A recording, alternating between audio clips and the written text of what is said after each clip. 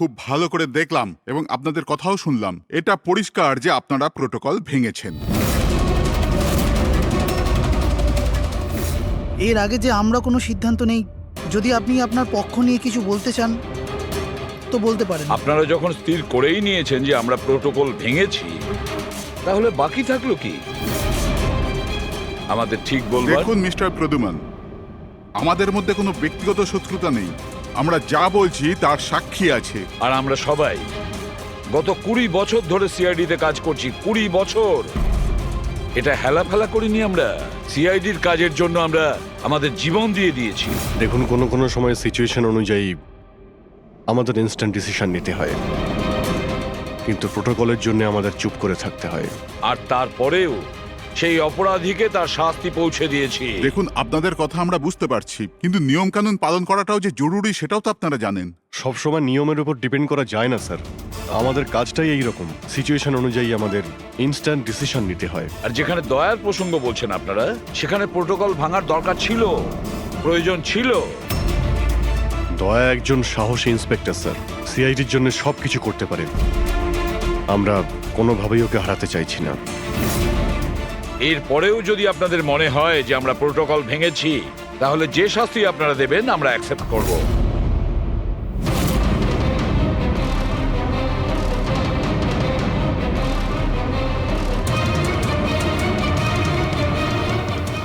দেখুন, আমরা আপনাদের কথা মেনে নিচ্ছি, কিন্তু নিয়ম তো আপনারা ভেঙেছেন।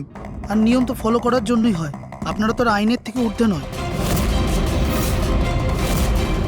এই জন্য আমরা এই সিদ্ধান্ত নিয়েছি যে আপনাদের টিমটাকে ভাঙা হবে না, আপনারা কন্টিনিউ করতে পারেন। Thank you very much. কিন্তু আজ থেকে আপনাদেরকে মনিটর করা হবে।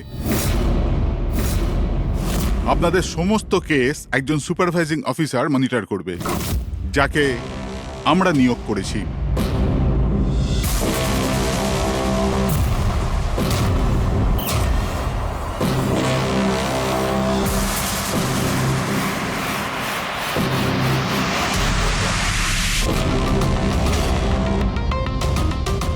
হ্যালো, আমার নাম শীতল।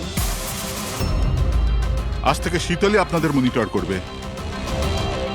মনিটর করবে মানে? মানে এইটা হলো যে আপনাদের কেসের যাই অ্যাক্টিভিটি হোক, সেটা শীতল আমাদের বলবে।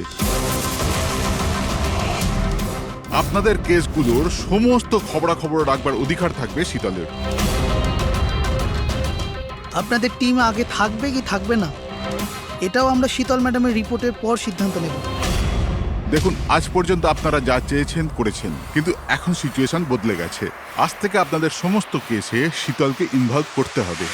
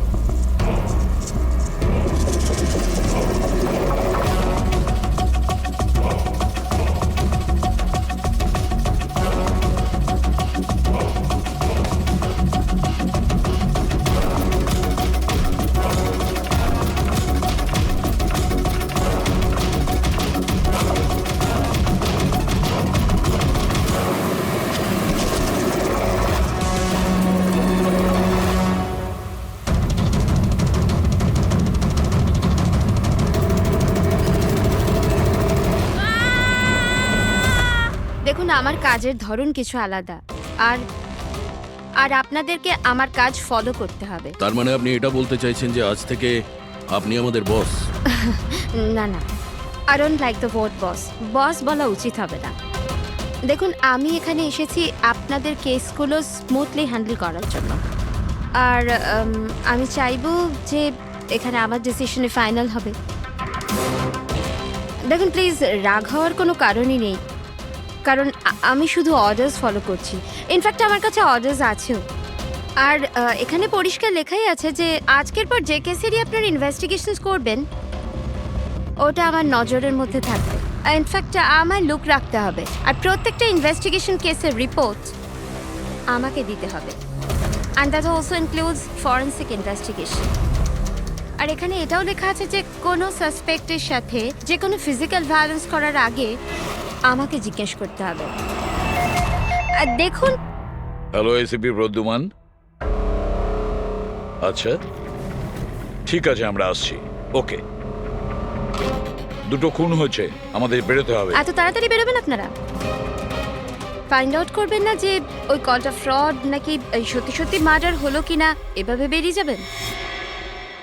শীতল দেবী, আপনার কথা ভালো লেগেছে, কিন্তু ব্যাপারটা হলো দুটো খুন যেখানে হয়েছে আমাদের তাড়াতাড়ি সেখানে যেতে হবে। হ্যাঁ, আপনাকে সব রিপোর্ট আমরা পাঠিয়ে দেব। আপনাকে তো রিপোর্ট করতে হবে। Let's go.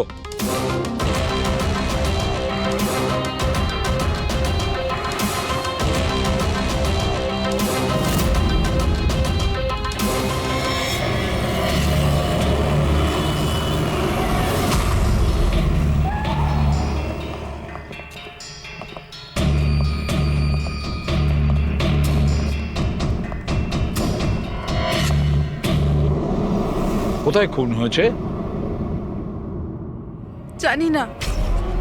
জানো না? তার মানে আপনারাই ফোন করে বলেছিলেন যে খুন হয়েছে এখানে? দুটো খুন হয়েছে, তাই জন্যই আমি আপনাদের ডেকেছি। দুটো খুন হয়েছে, কিন্তু খুন কোথায় হয়েছে?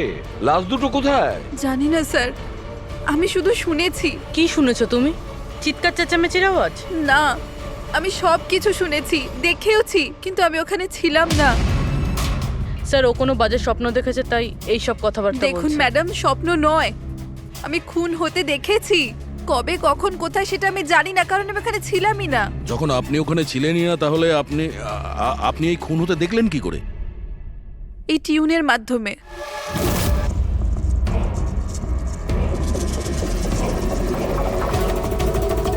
এই বিটটায় অনেক বৃষ্টি হচ্ছে, আশেপাশে গাছ আছে আর একটা ভাঙা বোটও আছে। এই এই ড্রামটায় কেউ এই লোকটাকে টেনে নিয়ে যাচ্ছে, আর এই বিটটাতে ওই ওই লোকটা ওকে পাথর দিয়ে মাথায় মারছে। আচ্ছা, তুমি ওদেরকে খুন হতে দেখেছো মিউজিকের পার্ট শুনে? এটা হয়নি তো যে এগুলো তোমার শুনে কিছু ভেবেছো, আন্দাজ করেছো? স্যার, আমি গেস করিনি, এই মিউজিক আমি দেখতে পাচ্ছি। কিন্তু মিউজিকে খুন হতে দেখা কিভাবে সম্ভব? ম্যাম, অনন্যার শরীর খারাপ তাই এরকম কথা বলছে। আপনি কে? স্যার, আমার নাম লতা, আমি এখানকার ম্যাট্রন। আমি ওকে ছোটবেলা থেকে চিনি, যখন থেকে ও অরফেনেজে এসেছে। কি অসুখ হয়েছে অনন্যার? স্যার, ওর সিনেস্থেসিয়া আছে। সেনেথেসিয়া? ম্যাম, একটা কন্ডিশন আছে, নর্মাল কন্ডিশনের মানুষরা মিউজিক শুনতে পায়, কিন্তু এই কন্ডিশনে মানুষ মিউজিক শুনতে শুনতে ভিজুয়ালও দেখতে পায়, আর মিউজিক শুনতে শুনতে ভিডিওর মতো দেখতে পায়। আপনি তার মানে বলতে চাইছেন যে অনন্যা সাউন্ড দেখতে পায়? Yes sir. কি করে? আপনি চোখ বন্ধ করুন আর ইমাজিন করুন ড্রাম বিট শুনতে পাচ্ছেন। নিন, কল্পনা করছি। আপনি কি দেখতে পাচ্ছেন? ড্রাম বিটের আওয়াজ শুনতে পাচ্ছি, কিন্তু আমি কিছু দেখতে পাচ্ছি না। এটা নর্মাল কন্ডিশনে হয়, কিন্তু সিনেস্থেসিয়াতে মানুষ মিউজিকের সাথে নিশ্চয়ই কিছু না কিছু দেখতে পায়, যেমন কিছু মানুষদের দেখতে পায়, রং দেখতে পায়, বা যে কোনো কিছু দেখতে পায়। তার মানে এই মিউজিকের পার্ট শুনে তুমি ওই খুন দুটো হতে দেখেছো? হ্যাঁ। আমার মনে হচ্ছে যে অনন্যা মিউজিক শুনে যেটা দেখছে ওটা আসলে নেই, ও ওটাকে ভিজুয়ালাইজ করছে, যেমন আমরা স্বপ্নে দেখি, কিন্তু স্বপ্নতে যেটা আমরা দেখি সেটা ভিজুয়ালাইজ করি, কিন্তু সেটা সত্যিকারের হয় না। স্যার না, স্যার আমি যেটা দেখছি সেটাই বাস্তব। যেটা আমি দেখছি সেটা খুব ভয়ঙ্কর, যেন আমি টিভিতে কাউকে মার্ডার হয়ে যেতে দেখছি। আর দুটো আলাদা আলাদা মিউজিকে দুটো আলাদা আলাদা খুন হচ্ছে, একটা পাথর দিয়ে হচ্ছে আর একটা ক্রোবার দিয়ে।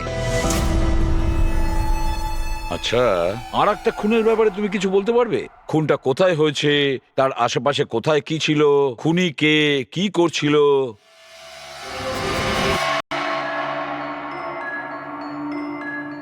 আশেপাশে পাহাড় আছে, একটা লোক নিচে পড়ে আছে, নিজেকে বাঁচানোর চেষ্টা করছে। স্যার ও এসে গেছে, এসে গেছে স্যার। ওকে মারছে ক্রোবার দিয়ে, স্যার বারবার মেরে যাচ্ছে। ব্যাস, খুনির ফেস তুমি দেখোনি। ঠিক আছে, আমরা এই কেসের ইনভেস্টিগেশন করব। স্যার আমি এরকম কেসের ব্যাপারে তো শুনিনি। কিন্তু পুরবী যেভাবে ও ডিটেলসে আমাদের গল্পটা বলছিল, সন্দেহ হচ্ছে আমার সত্যি ঘটনা বলছে না তো। স্যার আমার কিছু মনে আসছে, যেরকম এই মেয়েটা বললো এরকম আমি কোথাও পড়েছিলাম স্যার। কোথাও পাথর দিয়ে খুন করা হয়েছে। তাহলে একটা কাজ করো দয়া, ক্রাইম ব্রাঞ্চে খোঁজ নাও যে এরকম দুটো কেস হয়েছে কিনা। Okay sir. স্যার, যেরকমটা আপনি বলেছিলেন ঠিক এরকমই কেস 2 মাস আগে পুনেতে হয়েছিল। তাকে পাথর দিয়ে হত্যা করা হয়েছিল। আর যা ক্রোবার দিয়ে মার্ডার পানভেলে হয়েছিল এই ধরুন 6 মাস আগে। তো সেগুলোর ফাইল এনেছেন এখানে? Yes. Yes, yes. Sir sir এই কেসগুলো। আর এটা হলো Panvel murder case file. Panvel,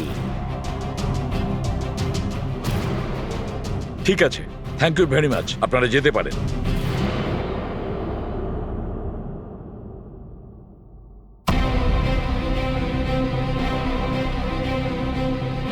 আমি খুন হতে দেখেছি, আশেপাশে গাছ আছে আর একটা ভাঙা বোটও আছে।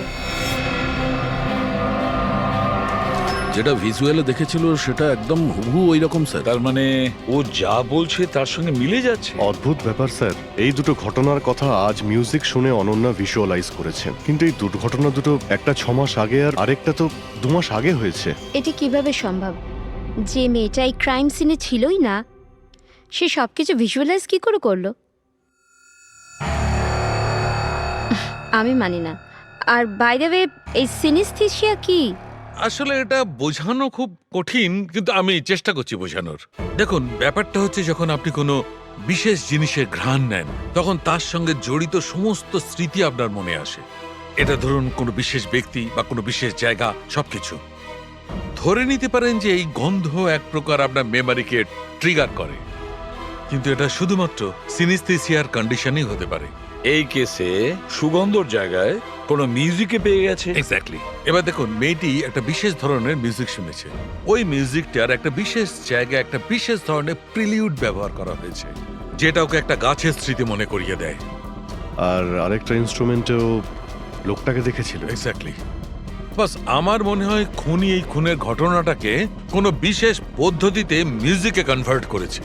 মানে হচ্ছে যখন মিউজিক বাজে তখন ওই ঘটনার সঙ্গে জড়িত সমস্ত জিনিস, সমস্ত জায়গা স্মৃতিকে আলোড়িত করে। কিন্তু এই সমস্ত কিছু সেই ভিজুয়ালাইজ করতে পারে যার সিনেস্থেসিয়া রোগ আছে, অন্য কেউ নয়। আর এটাই ওই অরফানেজের মেট্রনও বলেছে। আপনাদের কাছে এইসব কিছু অদ্ভুত লাগছে না? যাই হোক, কেস সলভ করা আমাদের কাজ।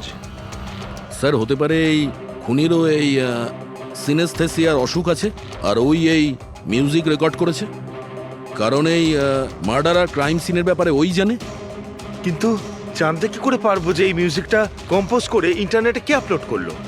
আর সেটা খুঁজবই বা কি করে স্যার? ফেডরিক, ইন্টারনেট খোলো, দেখো ইন্টারনেটে এই পার্টিকুলার মিউজিক পিসগুলো যেগুলো দুটো কেসে আছে সেগুলো কোথাও আছে কিনা।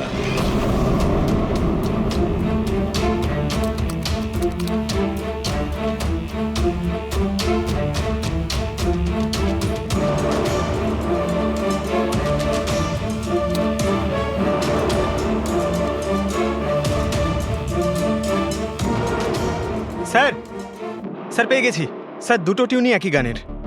একটা ইন্ডিয়ান টিম বানিয়েছে। ডেকে নাও ওই ব্যান্ডের লোকেদের। Okay sir. ওকে, আপনারা আপনাদের ইনভেস্টিগেশন করতে থাকুন, আমি একটা অন্য কাজ সেরে আসছি।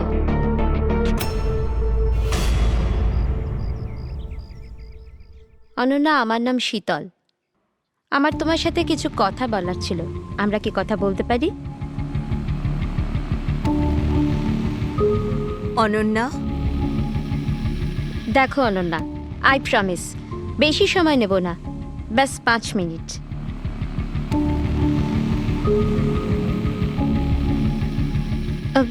ও কিছু বলছে না কেন?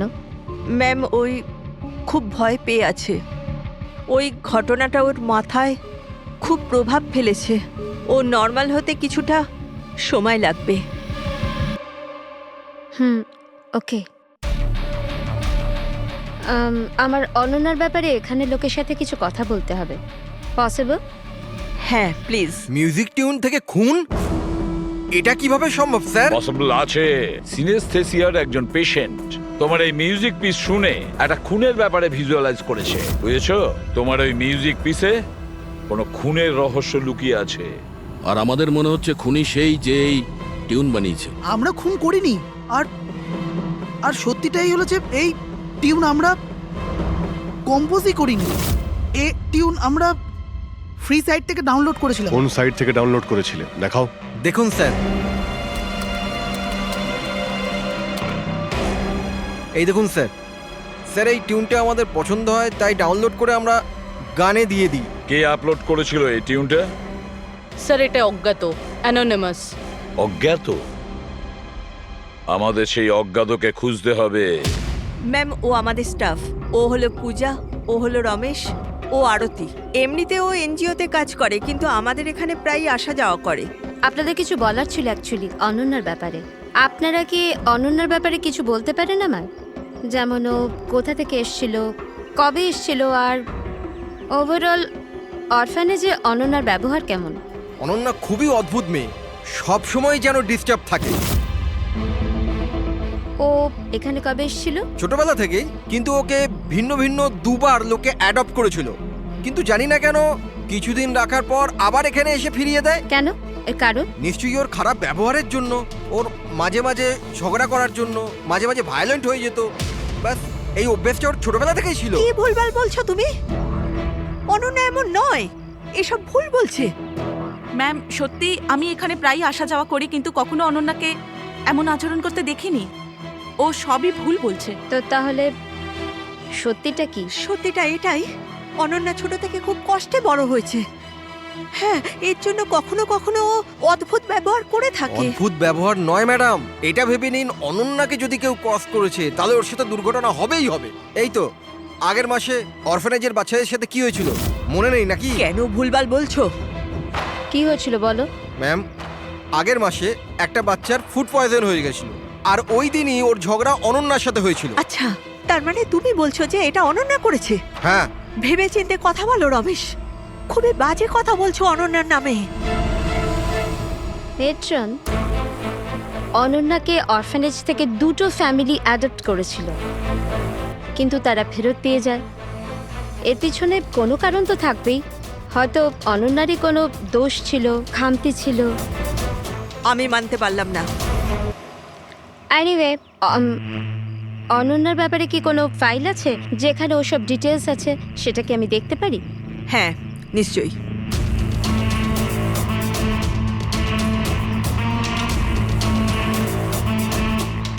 এই নিন। Thank you.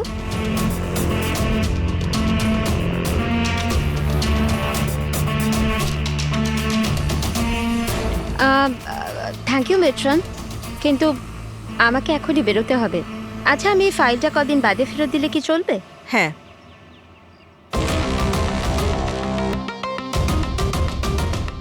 হ্যালো, আমাকে যাদের সিনেস্থেসিয়া আছে না, ওনাদের সাথে দেখা করার আছে, আর ওদের ব্যাপারে কিছু জানার আছে।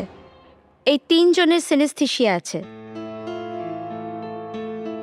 1 মিনিট, আপনাদের কিছু দেখাতে চাই আমি।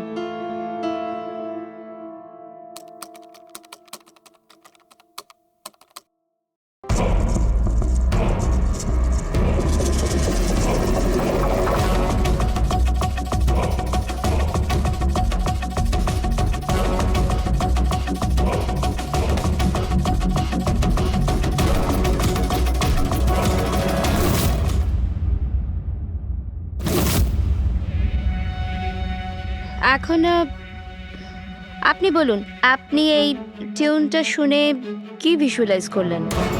ম্যাম আমি একটা বড় ঘাস ভর্তি মাঠ দেখলাম, সেখানে গরু ঘাস খাচ্ছিল আর সূর্য পরিষ্কার দেখা যাচ্ছিল। আমি একটা নদী দেখলাম, ওখানে নৌকো ছিল আর আমি দেখলাম কিছুজন আগুন জ্বালিয়ে বসেছিল। ইন্টারেস্টিং। চলুন আপনাদের মধ্যে আপনি বলুন, আপনি কি দেখলেন? শহর শহর দেখেছি আমি, ওই ভিড়ভাট্টার জায়গা আর উঁচু উঁচু বিল্ডিং আর ওগুলোর উপর বিজ্ঞাপনের লাইট লাগানো। ইন্টারেস্টিং। 3 different interpretations. ভালোই হলো, আপনারা দেখলেনও আর নিজেদের কানে শুনলেনও। 3 জন যাদের সিনেস্থেশিয়া আছে তারা একই টিউন শুনেছিল, কিন্তু 3টে আলাদা ভিজুয়ালস দেখলো। আর ওই মিউজিক শুনে খুন হতে দেখেছে। এক্স্যাক্টলি। দুনিয়াতে একজনই মানুষ আছে যে এই মিউজিক টিউনটাকে খুন দিয়ে ইন্টারপ্রেট করেছে। কে? খুনি নিজেই। আর ওই খুনি আর কেউ নয়, অনন্যা। হোয়াট? এটা আপনি কি বলছেন? ওই মেয়েটা নির্দোষ? দেখুন এসিপি স্যার, কেস প্রমাণ দিয়ে সলভ করা হয়, ভাবনা দিয়ে নয়। আর আমি ভাবনায় বয়ে যাওয়ার ভুল করিনি। আমি অরফানেজে গিয়েছিলাম আর ওখানে গিয়ে জানতে পারলাম যে অনন্যাকে 2টো ফ্যামিলি অ্যাডাপ্ট করেছিল, কিন্তু ব্যাস কদিন পরেই 2টো ফ্যামিলি অনন্যাকে অরফানেজে দিয়ে গিয়েছিল। আর ওই 2 জন লোক ওখানেই ছিল যাদের মার্ডার হয়েছিল আর যারা অনন্যাকে অ্যাডাপ্ট করেছিল। আমি অনন্যাকে অ্যারেস্ট করেছি আর ওকে নাবালক আদালতে পেশ করার ব্যবস্থা করেছি। আপনি আমাদেরকে না বলে না জিজ্ঞেস করে ওকে অ্যারেস্ট করেন কি করে? I don't need your permission ACP sir, আপনাকে বলার প্রয়োজন ছিল না। ও খুনি আর ওকে শাস্তি পেতেই হবে।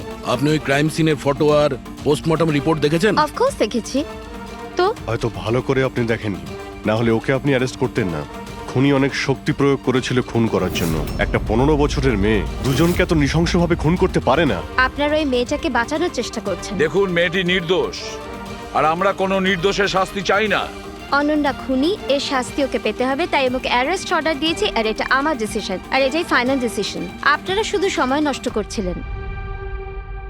আর হ্যাঁ, এই মিডিয়াকে এই কেসটার ব্যাপারে জানাতে হবে। আপনারা প্লিজ মিডিয়াকে জানিয়ে দেবেন যে এই কেসটা সলভ হয়ে গেছে। আপনি যদি কেস সলভ করেন আপনিই বলে দিন, আমাদেরকে কেন বলছেন? ফাইন, নো প্রবলেম, আমি বলে দেব। কিন্তু এটা আপনারা আমার ওয়ার্নিং ভেবে নিতে পারেন, নয়তো আশা করছি এরপর থেকে আমার সমস্ত কথা আপনারা শুনবেন।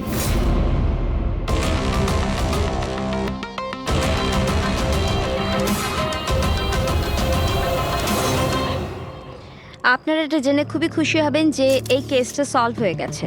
ম্যাম, কে খুনি? খুনি একটা 16 বছরের মেয়ে যার নাম অনন্যা।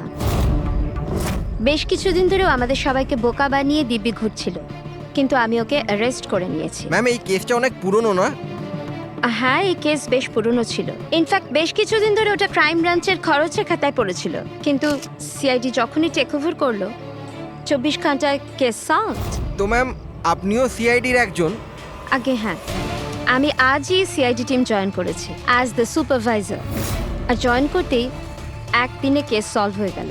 যদি এই কেস অনেক সময় থেকে ঠান্ডা হয়েছিল, সিআইডি তাহলে কেন টেক ওভার করেনি এটাকে? কারণ এই টিমে আগে আমি ছিলাম না, এই জন্যে। কিন্তু ম্যাম, অন্য অনেকে তো ছিল টিমে। হ্যাঁ, এনারা প্রায় 20 বছর ধরে আছেন আর মামলা তদন্ত করতেই থাকেন, কিন্তু আসলে ওনারা কখনো কখনো ভাবুক হয়ে যান। আর কোনো কেসে ভাবুক হওয়া মানে ইনভেস্টিগেশন থেমে যায়। ইনভেস্টিগেশনের জন্য কেবল লজিকের দরকার, যেটা আমি করেছি, আর কেস সলভ হয়ে গেছে। 1 মিনিট, আমি আপনাদের ভুল ধারণা শুধরে দিচ্ছি। আসলে এই কেসটা এখনো পুরো সলভ হয়নি। হয়নি? এই তো একটু আগে বললো যে কেস সলভ হয়ে গেছে। স্যার, এই কেসে আর কি বেঁচে আছে? খুনি তো ধরা পড়ে গেছে। একদমই না, খুনিকে আমরা এখনো ধরতে পারিনি। কিন্তু ম্যাডাম তো বলছেন যে খুনি ওই মেয়েটাই। এরকম ম্যাডামের মনে হচ্ছে। আমাদের ইনভেস্টিগেশনের হিসেবে হয়তো ওই মেয়েটা নির্দোষ। স্যার, তাহলে আসল খুনি কে? ইনভেস্টিগেশন চলছে, খুব তাড়াতাড়ি আপনাদের সামনে সত্যিটা চলে আসবে। I am sorry, no more questions. সময় নেই আর। Thank you so much for coming. Thank you. আপনাদের সাহস কিভাবে হয় এই মিডিয়ার সামনে আমাকে ইনসাল্ট করার? আপনাদের এই ব্যবহারটা আমি দেখে নিলাম, and trust me, there will be consequences. খুব দ্রুত আমাদের খুনিকে ধরতে হবে, না হলে শীতল পদে পদে আমাদের বাধা দেওয়ার চেষ্টা করবে। অভিজিৎ, প্রথমে এটা খোঁজ নিয়ে দেখতে হবে যে ও যে সময় খুন হয়েছিল তখন ও কোথায় ছিল। আমাদের একটা টিম পুনে পাঠাতে হবে এই কেসটাকে তদন্ত করার জন্য, আর আরেকটা টিম পাঠাতে হবে পানভেলে। আপনারা এটা জেনে খুবই খুশি হবেন যে এই কেসটা সলভ হয়ে গেছে। খুনি একটা 16 বছরের মেয়ে। ইনফ্যাক্ট বেশ কিছুদিন ধরে ওটা ক্রাইম ব্রাঞ্চের খরচের খাতায় পড়েছিল, কিন্তু সিআইডি যখনই টেক ওভার করলো 24 ঘন্টায় কেস সলভড।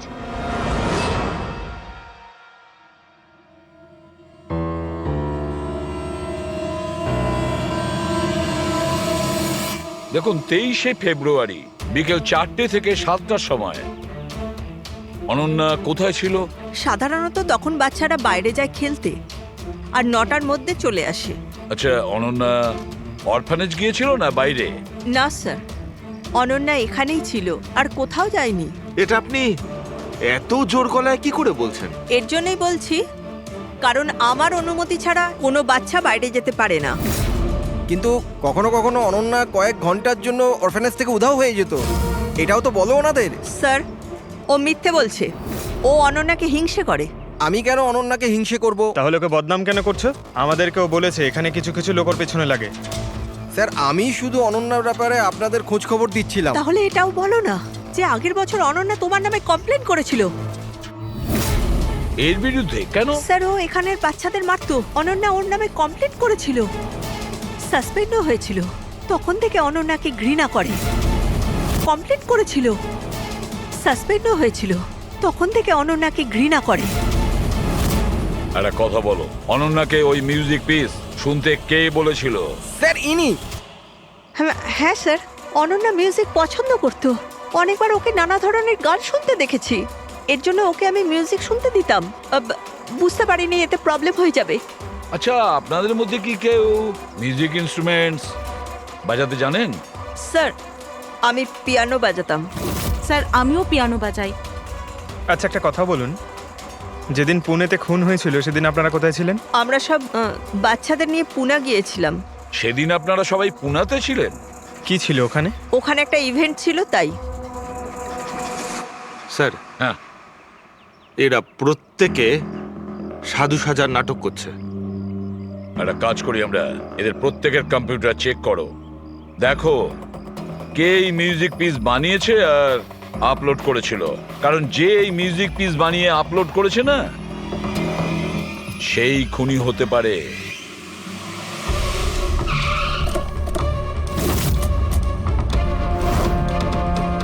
এই মেয়েটা এখানে 2 মাস আগে এসেছিল। হ্যাঁ ম্যাম, এই 2 মাস আগে একটা এনজিও ইভেন্ট অর্গানাইজ করেছিল, তো ওই ইভেন্টে ও ডান্স করতে এসেছিল। ও খুব ভালো ডান্স করেছিল sir. She is a very talented girl. আর ওই দিনই এখানের আশেপাশে একটা খুন হয়েছিল। খুন তো হয়েছিল স্যার, কিন্তু যে জায়গায় খুন হয়েছিল সেটা এখান থেকে প্রায় 1 ঘন্টার রাস্তা হবে। আর এই ইভেন্ট ওই দিন কটার সময় শুরু হয়েছিল? 5টার সময় শুরু হয়েছিল, রাত প্রায় 8টার সময় শেষ আচ্ছা, হয়েছিল। আপনাদের কি মনে আছে এই মেয়েটা পুরো সময় ইভেন্টেই ছিল নাকি এখান থেকে অন্য কোথাও গিয়েছিল? এই মেয়েটা 6টার সময় স্টেজে উঠেছিল আর ইভেন্ট শেষ হওয়া পর্যন্ত স্টেজেই ছিল। স্যার, মেডিকেল রিপোর্ট অনুযায়ী খুন 3টে থেকে 6টার মধ্যেই হয়েছে। এই দেখো, এটা হচ্ছে সেই জায়গা যেখানে খুন হয়েছিল, আর এই জায়গায় ইভেন্ট ছিল। এখান থেকে এখানে পৌঁছানোর জন্য মিনিমাম 1 ঘন্টা লাগে। স্যার, হতে পারে ও দুপুরবেলায় বেরিয়ে গেছিল, খুন করে তারপরে ইভেন্ট জয়েন করেছিল। আরে না না ম্যাম, এরকম কিছুই হয়নি। অ্যাকচুয়ালি ইভেন্ট শুরুর আগে আফটারনুনে রিহার্সাল ছিল, আর ওই মেয়েটা ওখানে 4টে পর্যন্ত ছিল। আর এরপর 5টা থেকে সমস্ত স্টুডেন্ট ব্যাক স্টেজে এক জায়গায় হচ্ছিল। 4টের সময় রিহার্সালে ছিল, হ্যাঁ। আর 5টার সময় ব্যাক স্টেজ। Yes. আর একটু আগে আপনি বললেন 6টার সময়ও স্টেজে ছিল। যদি এটা হয় তো অনন্যা খুন কি করে করবে? আর যদি অনন্যা খুন না করে থাকে তাহলে খুন করলোটা কি? সমস্ত রিপোর্ট আর এভিডেন্স তৈরি করার পর আমার মনে হচ্ছে যে অনন্যা নির্দোষ। আপনার কোনো অবজেকশন? No your honour. কিন্তু স্যার, এনার কাছে পুনের মার্ডার কেসের এভিডেন্সের রিপোর্ট আছে। পানভেল মার্ডার কেসে নির্দোষ প্রমাণ করার কোনো এভিডেন্স বা কোনো রিপোর্ট নেই। এরকম হতে পারে যে অনন্যা অরফানেজ থেকে বেরিয়ে গিয়েছিল আর মার্ডার করে আবার ফিরে গিয়েছিল। It can be possible, right sir? আপনার কাছে যদি কোনো প্রমাণ থাকে তো প্লিজ দিন, যাতে এটা প্রমাণ হয় যে যখন খুন হলো অনন্যা পান ফেলেছিল। দেখুন, এভিডেন্সেস আর সাক্ষ্য প্রমাণ অনুযায়ী এই কেসটা ডিসমিস করে দেওয়া হচ্ছে। অনন্যাকে দয়া করে ছেড়ে দিন।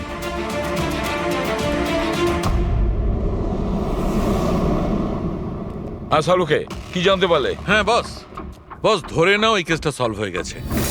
শীতল আমাদের ডেমনস্ট্রেট করে দেখিয়েছিল যে সিনিস্থেসিয়ার দুটো আলাদা আলাদা রোগী একই ধরনের মিউজিক শোনার পরে আলাদা আলাদা ইন্টারপ্রিট করে থাকে। হ্যাঁ বস, আমি আমার বন্ধুর থেকে সবকিছু জেনেছি, যে এই ব্যাপারে এক্সপার্ট। ও আমাকে অন্য কথা বললো। নতুন কি আপনি জানতে পেরেছেন? এমন দুজন ব্যক্তি যারা সিনিস্থেসিয়ারই পেশেন্ট, এক ধরনের মিউজিক শোনার পরেও একই ধরনের রিয়াক্ট করে। এটা কিভাবে হতে পারে স্যার? হতেই পারে পুরবি, যদি দুজন রোগীর মধ্যে রক্তের সম্পর্ক থাকে তাহলে হতে পারে।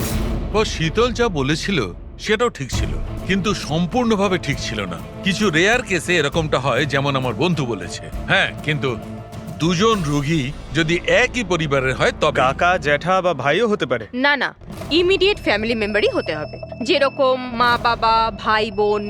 তা কেন? সেটা এই কারণে ফ্রেডি, কারণ এটা একটা জেনেটিক অসুখ। বাস মেডিকেল জার্নাল থেকে আমি এরকম কিছু আর্টিকেল বার করছি, এসব তোমাকে দেখাচ্ছি। আরো কেউ আছে যে অনন্যার মতো ওই দুটো মিউজিক পিসের ওপর একই ভিজুয়াল দেখতে পায়, যেটা অনন্যাও দেখে? আমি আপনাদের কি করে ধন্যবাদ জানাবো? আপনারা আমায় জেল যাওয়া থেকে বাঁচালেন। আমরা শুধুমাত্র সেটাই করেছি যেটা আমাদের ডিউটি, অপরাধীদের জেলের ভেতরে আর নিরপরাধীদের মুক্তি। কিন্তু আসামিটা কে? তোমার কোনো আত্মীয়। আমার ফ্যামিলি মেম্বার? হ্যাঁ অনন্যা, কারণ তোমার কাছে যে ধরনের ভিজুয়ালস এসছে সেই ধরনের ভিজুয়ালস তার কাছেই যেতে পারে যার সঙ্গে তোমার রক্তের সম্পর্ক আছে, আর সেই এই ধরনের মিউজিক বানিয়েছে। কিন্তু স্যার, আমার ফ্যামিলি মেম্বার কি করে হতে পারে? আমি তো অনাথ, না? আছে কেউ যাকে তুমি চেনো না? তাহলে জানতেও চাই না। ছোট থেকে আমার স্বপ্ন ছিল যে আমার পরিবারের সবাই আসবে আর আমায় এসে নিয়ে যাবে, আমরা একসাথে আনন্দে থাকবো। আর আপনারা বলছেন ও কোনো খুনি? আমরা তোমাকে শুধু সেটাই বলছি যেটা সত্যি। অনন্যার নামের প্যাকেজ এসেছে, দরজার বাইরে রাখা ছিল।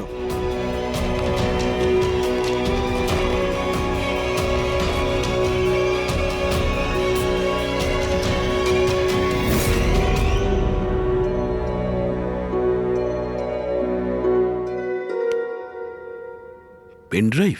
পঙ্কজ,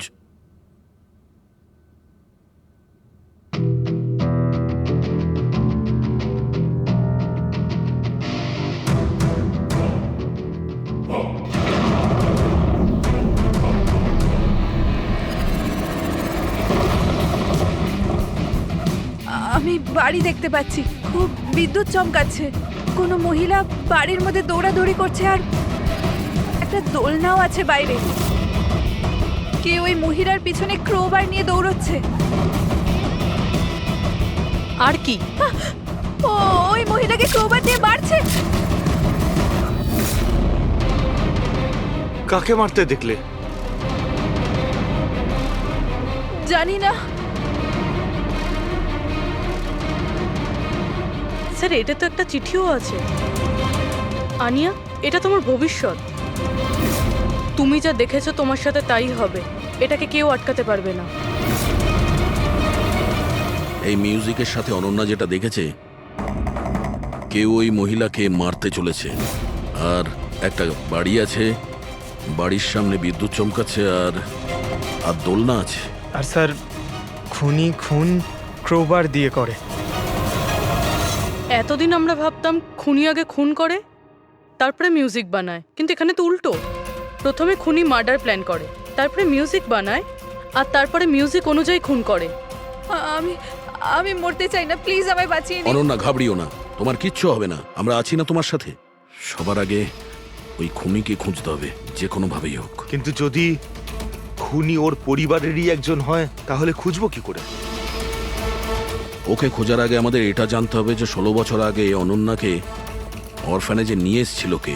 হয়তো ও জানতে পারে অনন্যার ফ্যামিলি সম্পর্কে। আপনাদের কিছু মনে আছে কে ছিল যে অনন্যাকে এখানে রেখে গেছে? না, মনে তো নেই। 16 বছর আগে কেউ ওকে বাইরে ছেড়ে চলে গিয়েছিল।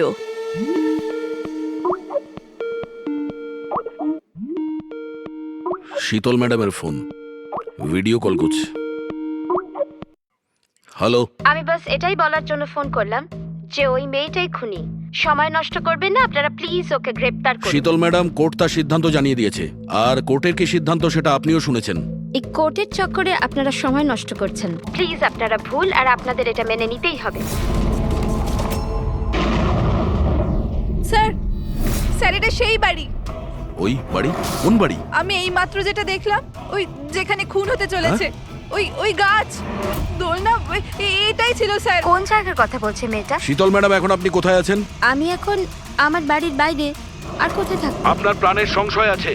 কি বলছেন আপনি অফিসার? আমার প্রাণ বিপদে, আমাকে কে মারবে? দেখুন শীতল ম্যাডাম, উনি আপনাকে মারার জন্য মিউজিক কম্পোজ করেছে, যেটাও আমাদের পাঠিয়েছে। আর ওই মিউজিকের হিসাবে আপনার ঘরের কি লোকেশন। বাচ্চাদের মতো কথা বলছেন অফিসার? আমাকে ভয় পাওয়ানোর জন্য সব করছেন না, আর আমি ভয় পাচ্ছি না। আর আমাকে সব বলছেন আপনাদের কেসের পথে আমি বাধা দেই। শীতল ম্যাডাম, এই ব্যাপারে আমরা পরেও কথা বলতে পারবো। আমার কথা মন দিয়ে শুনুন। আপনি ইমিডিয়েট বাড়ির ভেতরে যান আর দরজা জানলা সব বন্ধ করুন। আর আমরা যতক্ষণ না ওখানে পৌঁছই, আপনি কারোর কথায় দরজা খুলবেন না। মানে? আমি আপনাকে পরে বোঝাবো। এখন আমি আপনাকে যেটা বললাম সেটা করুন।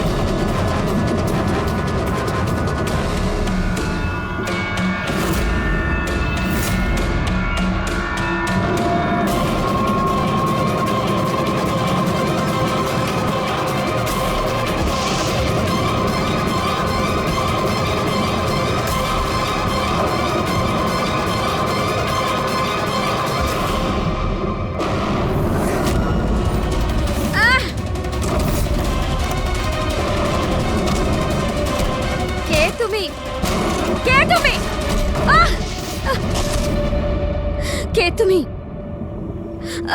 তুমি আমার উপর আক্রমণ করছো কেন? তুমি জানো না এর ফল কি হবে।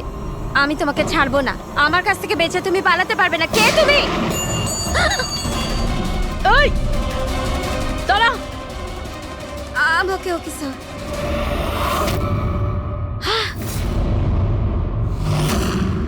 আরতি, তুমি? স্যার আমিও পিয়ানো বাজাই। শীতল ম্যাডাম, আমরা আপনাকে আগেও বলেছিলাম অনন্যা খুনি নয়। আই এম সরি স্যার, আমার আপনাদের কথা বোঝা উচিত ছিল। আমি আমার মতো করে ইনভেস্টিগেশন করেছিলাম, আর আপনারা আপনাদের মতন। আমরা দুজনেই আমাদের ডিউটি করেছিলাম অফিসার। ট্রাস্ট মি, আমার ক্যারিয়ারে প্রথম হলো যে আমার জাজমেন্ট ভুল হলো। ওটা ঠিক আছে, আপনার মাথায় আঘাত না লেগেছে। না না, আমি ওকে। ফ্রেডি, অ্যাম্বুলেন্সকে ফোন করো তাড়াতাড়ি।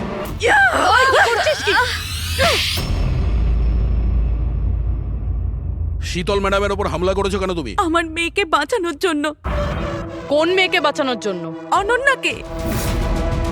অনন্যা আমার মেয়ে হয়।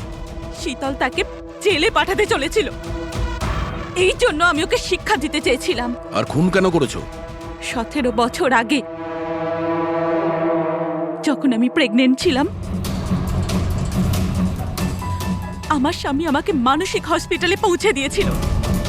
কারণ আমি মানসিকভাবে অসুস্থ ছিলাম। ওখানে আমি 15 বছর ছিলাম। কিন্তু কিন্তু কি? কিন্তু আমার স্বামী আমার মমতার গলা টিপে দিয়েছিল। কি করে? অনন্যা ওখানেই জন্মেছিল, কিন্তু ওকে আমার কাছ থেকে ছিনিয়ে নিয়েছিল। 15 বছর পর আমি বাইরে এলাম, তখন আমি জানতে পেরেছিলাম যে আমার স্বামী মারা গেছে, কিন্তু অনন্যা কোথায় আছে আমি জানতাম না। ও বেঁচে আছে কি নেই সেটাও আমি জানতাম না। আমি অনেক অরফানেজে ওকে খোঁজার চেষ্টা করেছিলাম, ওকে কোথাও পেলাম না। ওর ব্যাপারে কি করে জানতে পারলেন আপনি? 6 মাস আগে যখন আমি এই অরফানেজে এলাম, তখন আমি অনন্যার কেস ফাইল পেলাম। আমি জানতে পারলাম যে অনন্যাকে 2 জন মানুষ অ্যাডপ্ট করেছে, আর তারপর ওকে ফেরত পাঠিয়ে দিল। কিন্তু যখনই আমি জানতে পারলাম যে অনন্যার সিনেস্থেশিয়া আছে আর ও সব দেখতে পাচ্ছে যেটা আমি মিউজিকে প্ল্যান করেছিলাম, তখনই আমি রিয়েলাইজ করলাম যে অনন্যা আমারই মেয়ে। এই জন্য আমি 2 জনকে খুন করে দিলাম। আমি ওই মানুষগুলোকে ঘেন্না করি যারা অনাথ বাচ্চাকে অ্যাডপ্ট করার পরেও তাদের ফিরিয়ে দিয়ে যায়। আমি অনন্যাকে সবকিছু বলে দিতে চেয়েছিলাম, কিন্তু আপনাদের অনুসন্ধানের ফলে আমি থেমে গেলাম, কেননা আমার মনে হলো যে আপনারা অনন্যাকে সন্দেহ করবেন। এই জন্য আমি চিঠি পাঠিয়ে আপনাদের মন অন্যদিকে ফিরিয়ে দেওয়ার চেষ্টা করেছিলাম, কিন্তু আপনারা আমার প্ল্যানকে ভেস্তে দিলেন। যে মেয়েকে পাওয়ার জন্য তুমি 2টো জীবন নিয়েছো, এখন সারা জীবন ওই মেয়ের থেকে দূরে থাকতে হবে তোমায়, জেলের ভেতরে।